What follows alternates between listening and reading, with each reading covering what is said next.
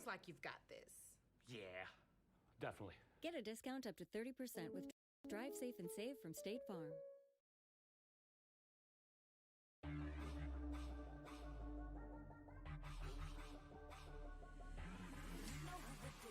Come and run again. We wanna dose of this right now. It's KD.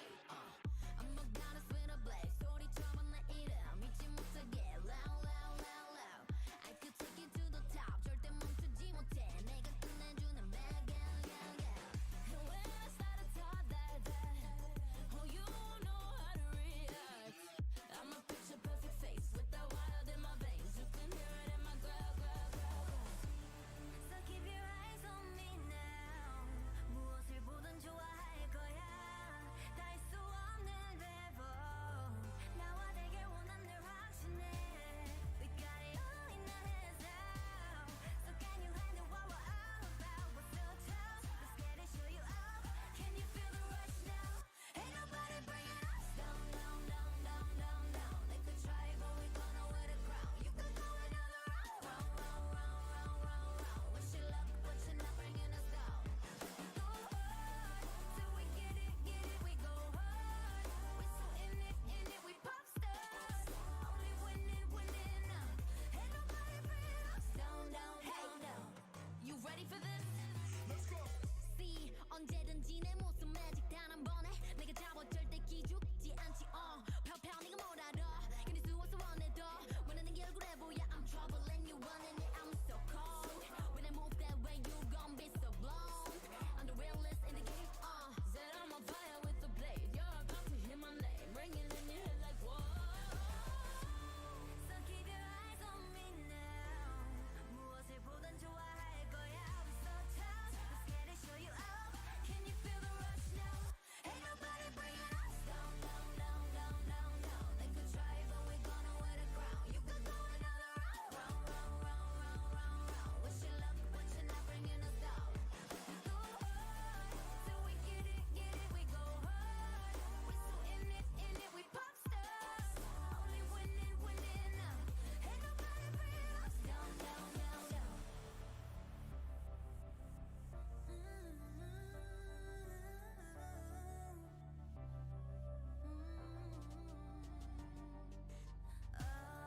난 멈추지 않아. Oh, we go hard.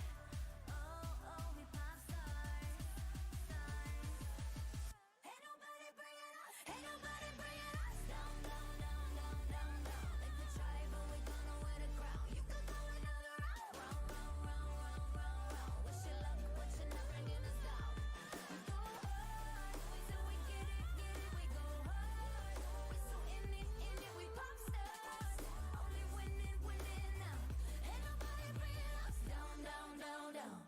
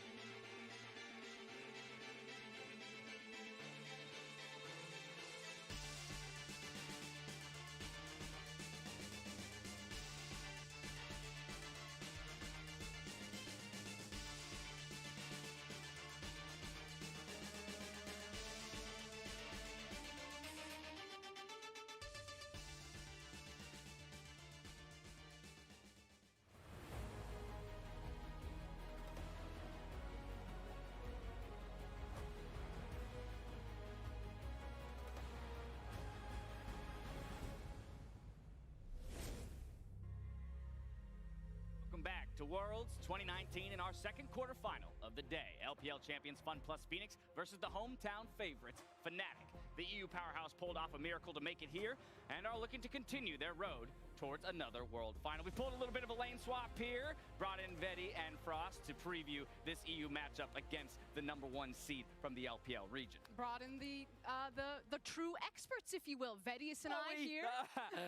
I definitely doubted them in the group stages, and I know a lot of people were starting to doubt them. I did not think that they would be able to make the miracle run, but the 7-time LEC champions, the most popular team that we have in Europe, managed to make the miracle run last week, taking down SKT RNG to now go up against FPX today. And that's the thing, you said it all. Fnatic don't really need an introduction if you haven't been keeping up on the LEC. However, what you do need to know is that this roster did rebuild itself. Obviously, losing Caps and Soaz was a huge blow to it. They struggled a bit in spring, brought in Nemesis, who now has had, what, a solo kill on Faker twice, I believe? Well, he had the Vigar one and the Rise outplay. All right. You're not counting the Vigar one. That was a bit of a self-inflicted wound. I'm just saying, Nimi is showing up pretty hot, which is why Fnatic fans are really on momentum right now.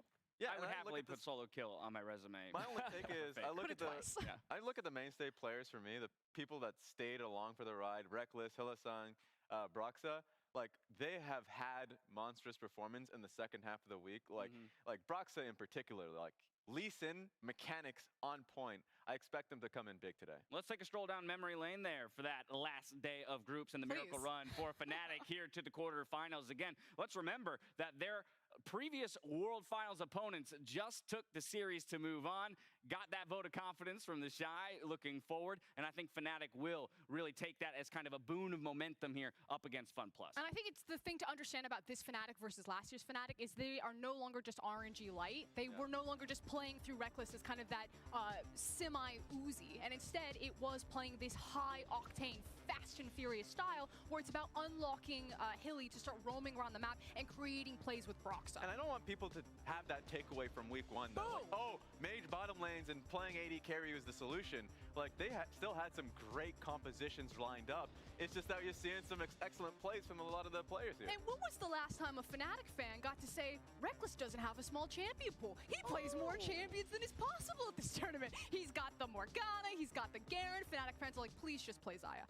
The reality is there is a lot of hype behind this Fnatic roster right now. But that's also why I'm here to bring a bit of a reality check. Because they're going up against FunPlus Phoenix.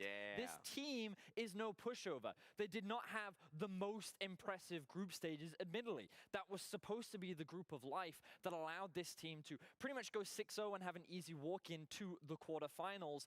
But I don't think we've seen the true power of this FPX roster just yet. No surprise seeing that arena littered with the Fnatic flags, as there's plenty of support in the crowd from the EU fans. But while Fnatic has dominated EU throughout history alongside G2, FunPlus Phoenix's big breakthrough came just this year. Yes, because they almost had the winningest split in the summer split. It was all off the back of Doombi, Tien. Like, they had a great group of players that won team fight after team fight, and then when they went up against RNG in the finals, they made it convincing.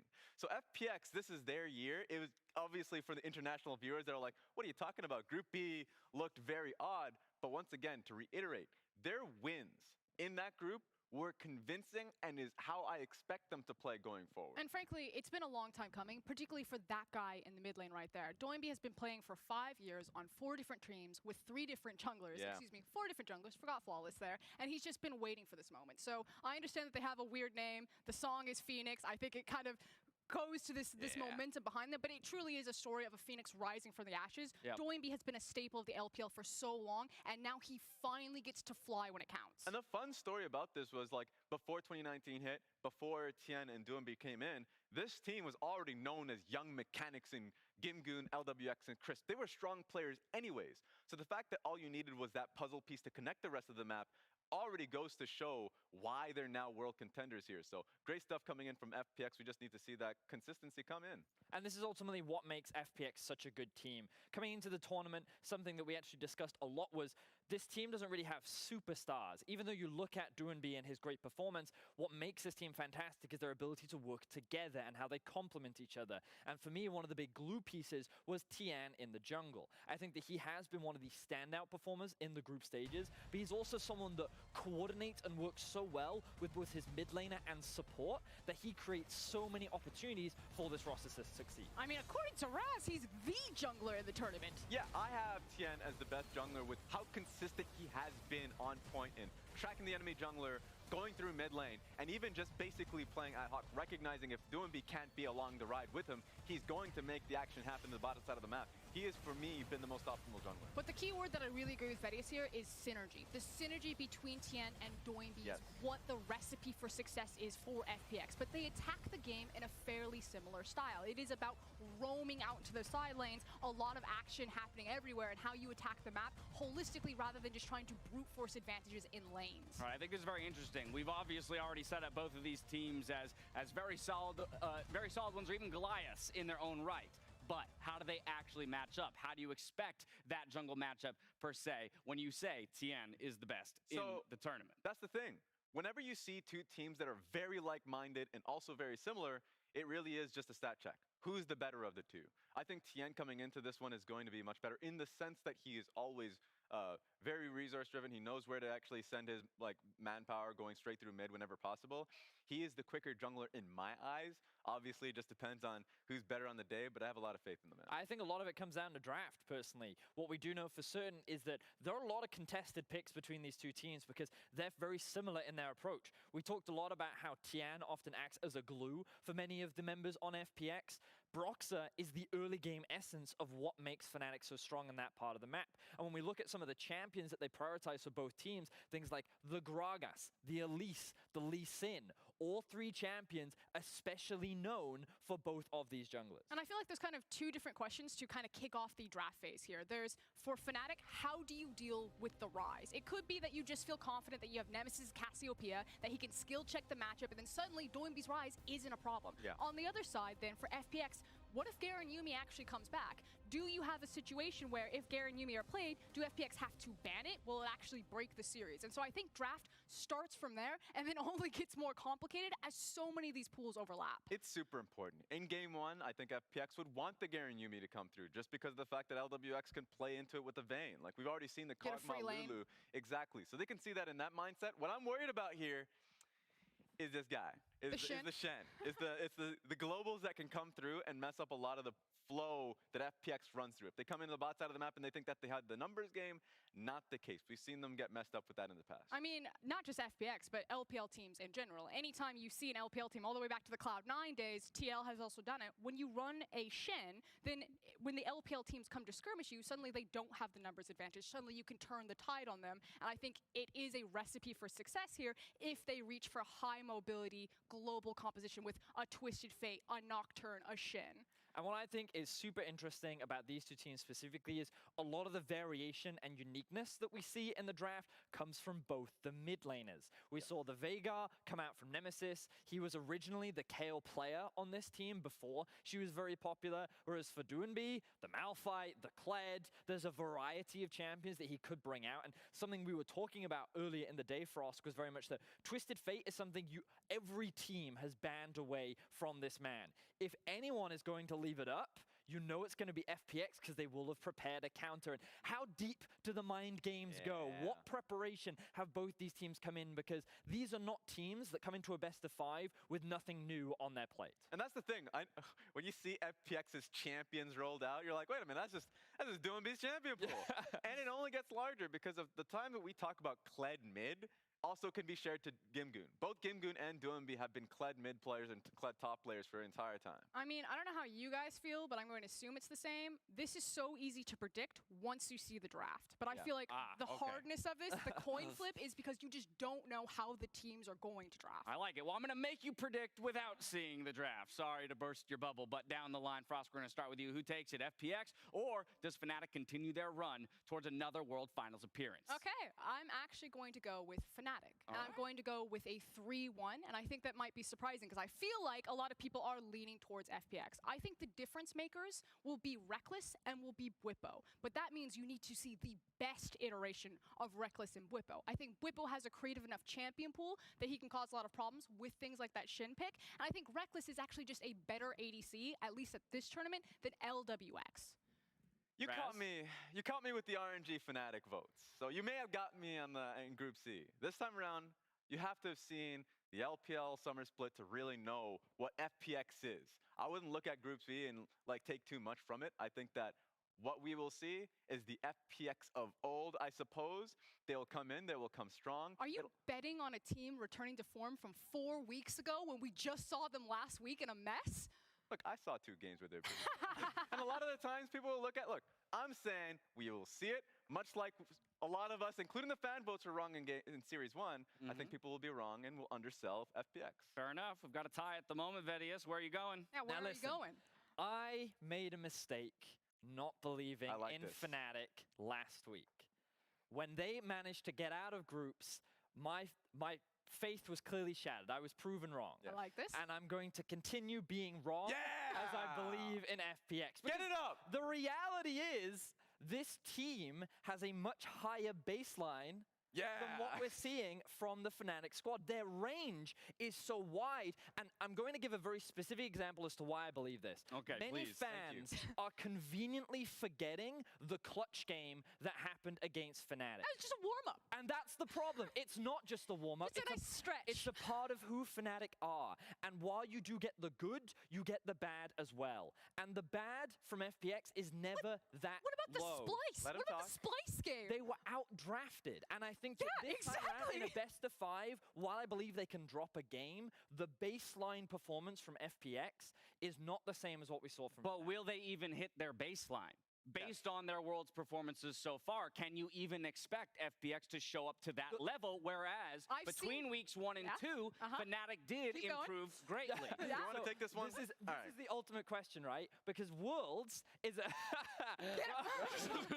Worlds, the reason why it's so controversial, the reason why we saw IG beat Griffin today was because you don't know which teams will perform at their ceiling, right? And every team, and people are counting Splice out, but even Splice at their ceiling have the ability to create upsets and opportunities. And the question that fans and us as analysts should have today, which team will perform at their ceiling? I believe it's FPX. But you have evidence that Fnatic have performed at their ceiling, where FPX have not at this tournament.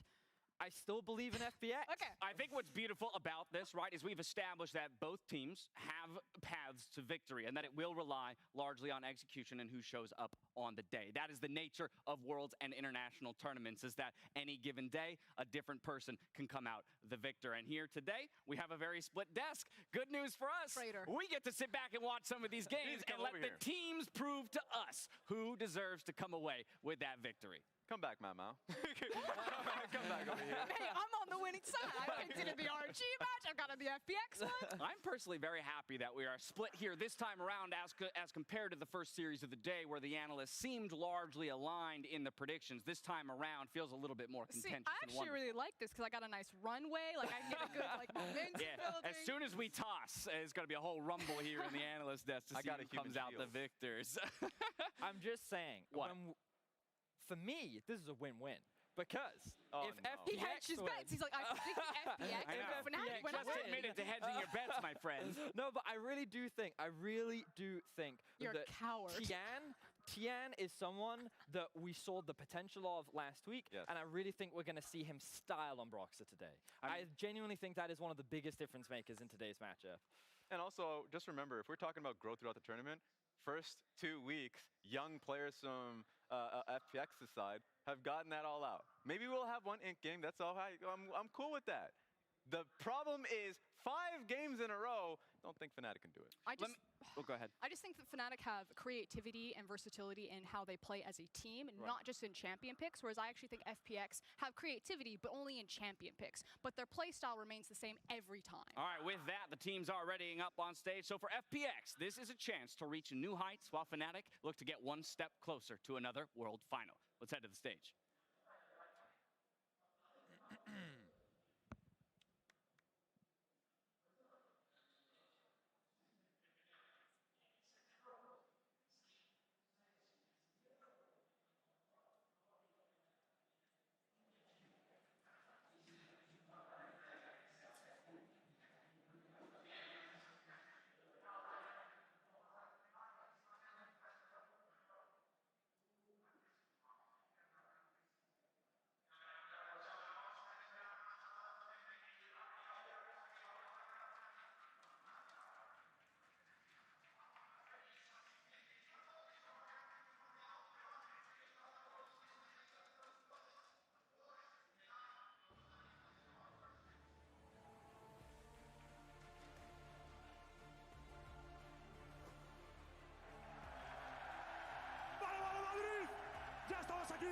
segundo cuarto de final.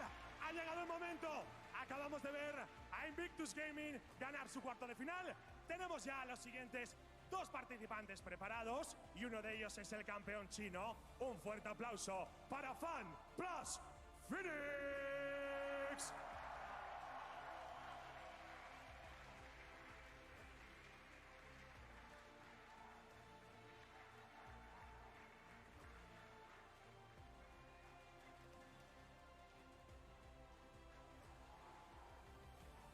En la top lane, Kim Gun.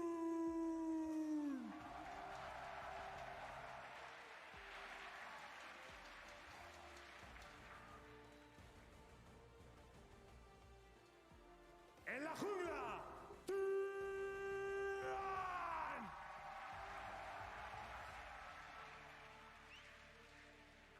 En el carril central, Duin Pi.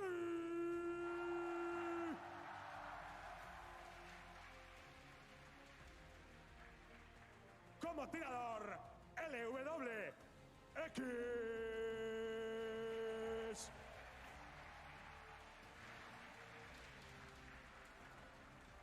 Como support, que no suplente, disculpad, Chris.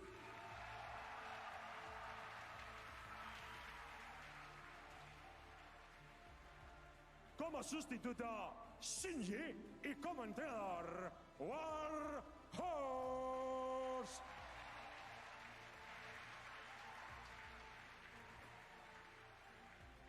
Y ahora sí, llega el 6 veces campeón de Europa.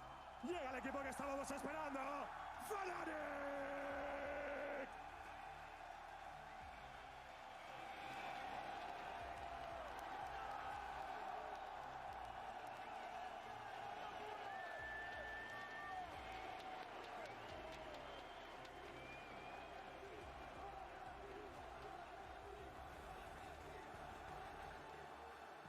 En la top lane, ¡Epa!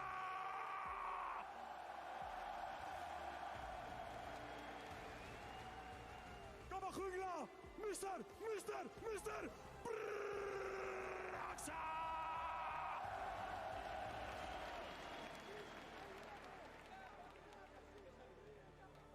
En la calle central, el hombre de hielo, Nemesis.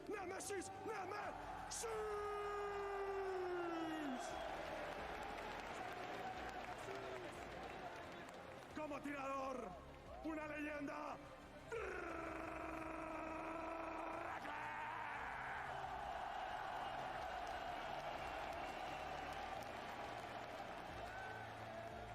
como support, Lee San.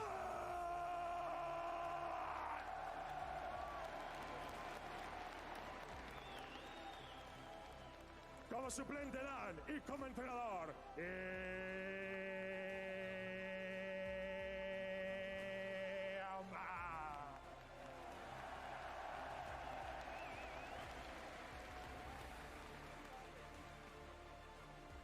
todo preparado, Madrid. Fuerte Río. Segundo cuarto de final preparado. Muchas gracias a todos, chicos.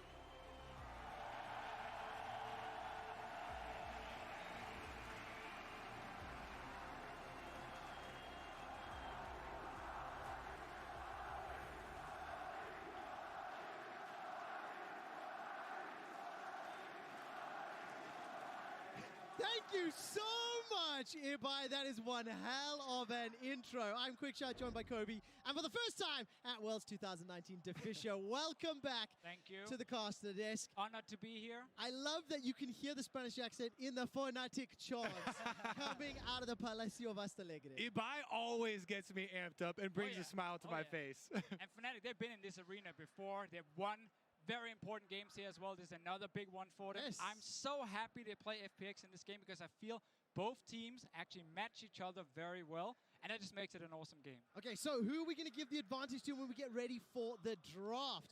As you know, I love my little stats. Took a little look into Duin B. He has 20 unique champion played over the course of summer, the most of the entire league, and with some confidence, the most of any player worldwide. He's the most talked about man on FunPlus Phoenix, so where is he in the squad going to be taking it? Yeah, and for a good reason. He defines the teams that he is on. He plays a lot of these off-meta champions. He roams very frequently, works with the jungler, with the support so frequently that he does determine a lot of ways these go. And I know from having a mid laner with a large champion pool that there's a lot of positives. There can be also some negatives. Your entire team are not always on the same page as you when you lock in some of these new things, but luckily he's the kind of player who brings very good communication. He calls what he needs the team to do. He knows when he has to roam to set up something. So that's why he's able to pull it off at this world-class level. Well, let's see what the players can do. We're quickly flicking through the player cams.